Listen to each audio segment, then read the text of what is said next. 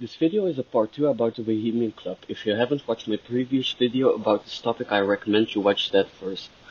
I'm going to talk about the connection between Bohemian Club members, John Hopkins, Freemasons, and Skull and Bones. Although there are other secret university fraternities that can be mentioned, but this would take too much time, so today I will only focus on Skull and Bones. Now, I will have to give you some common information, as Sanderson would say. Now, Skull and Bones is a secret underground student society at Yale. It is also known as the Order, Order 322 or 322, or the Brotherhood of Death.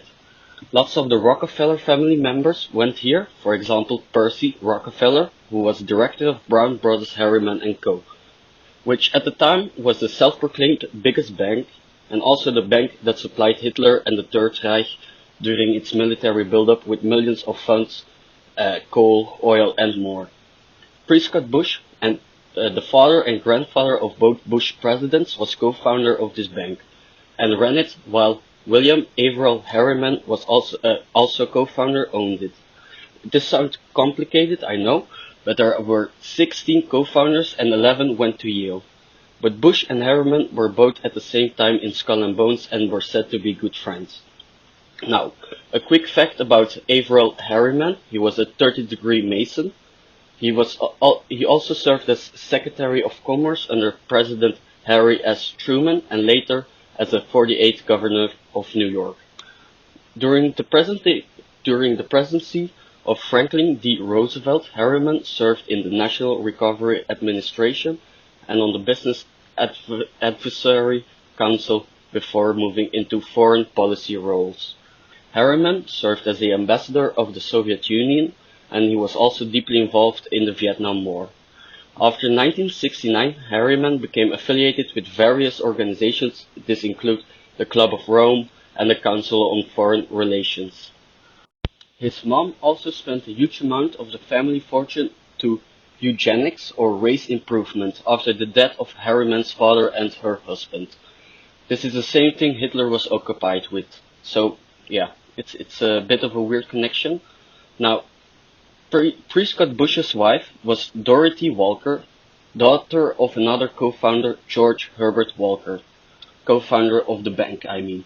And together with their son, George H.W. Bush, which later became president, but also ambassador of the Republic of China, vice president of Reagan, and director of the CIA, which we all know caused a lot of shit, and I will probably make a separate video about the CIA.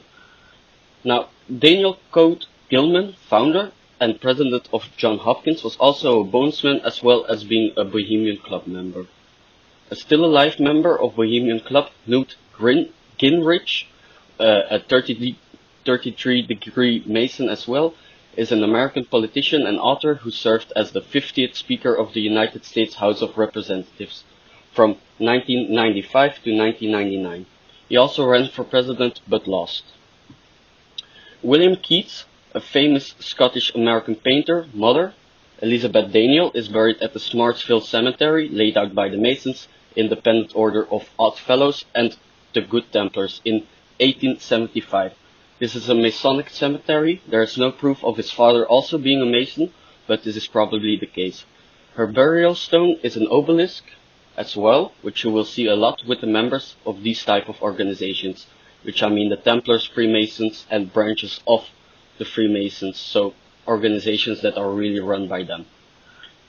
Henry Kissinger, a high-ranked Freemason, Bohemian Club, and Bilderberg member, was the first counselor of the University of California in Berkeley, and the 12th president of the University of California.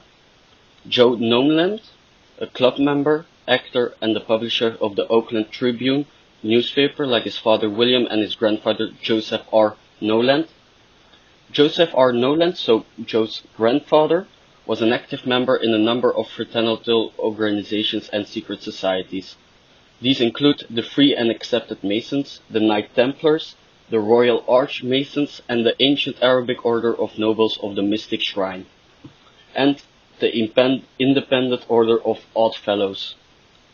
Joseph also served in the California State Legislature from 1899 to 1904, and the United States of representatives from 1904 until 1915.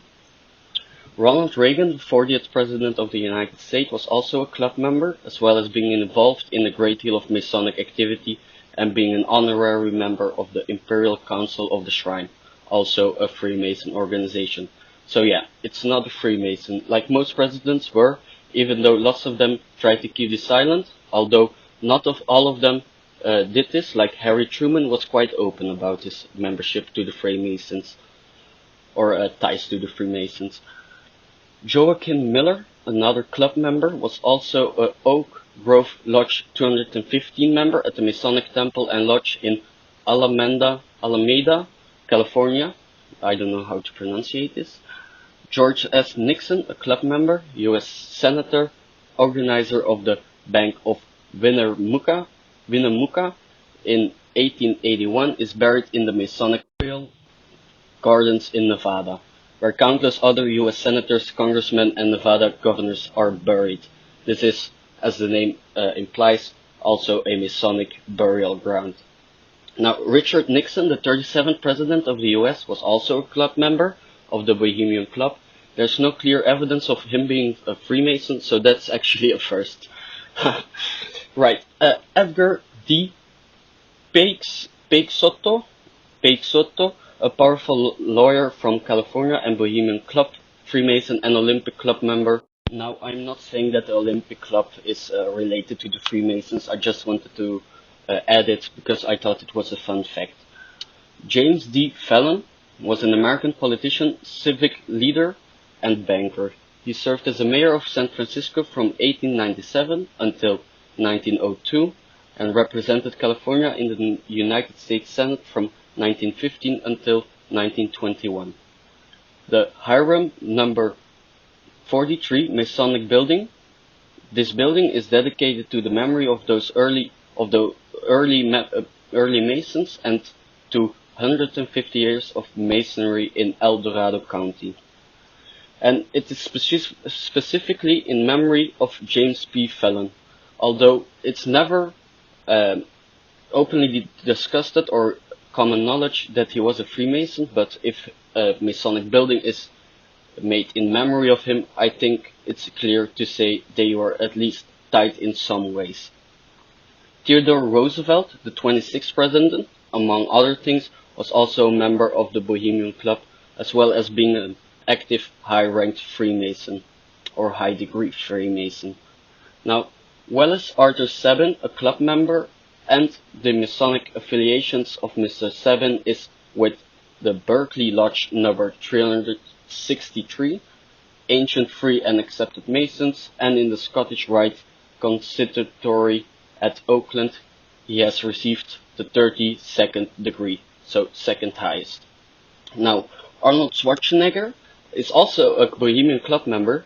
I couldn't find any reliable enough links to the Freemasons, so I won't make a connection, although I find it quite strange that he was even invited to the Bohemian Grove, although he was the governor of California, of course, so maybe it makes sense in a way. Now, Glenn T. Seaborg, the guy that discovered plutonium and more radioactive new elements, was honored as Swedish American of the Year in 1962 by the Vasa Order of America. In 1991, the organization named Local Lodge Glenn T. Seaborg number 719 in his honor.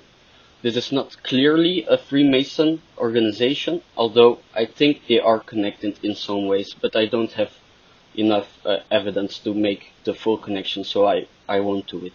Now, that's it for today. Many of you will probably not know what I am talking about. Just know a lot of powerful people come together in these types of clubs and organizations and do dirty deals with each other. Even though the motto of the Bohemian Club is weaving spiders not come here, or do not come here, which means do not make business deals here, from more than one source they say they don't really follow that rules. So just know they come here to grow their power and benefit from each other. In my eyes, this is seriously democratic, and goes way past just corruption, since they are all, really powerful politicians, bank CEOs, and other important people. So yeah, that's it for today. Goodbye. Until the next video.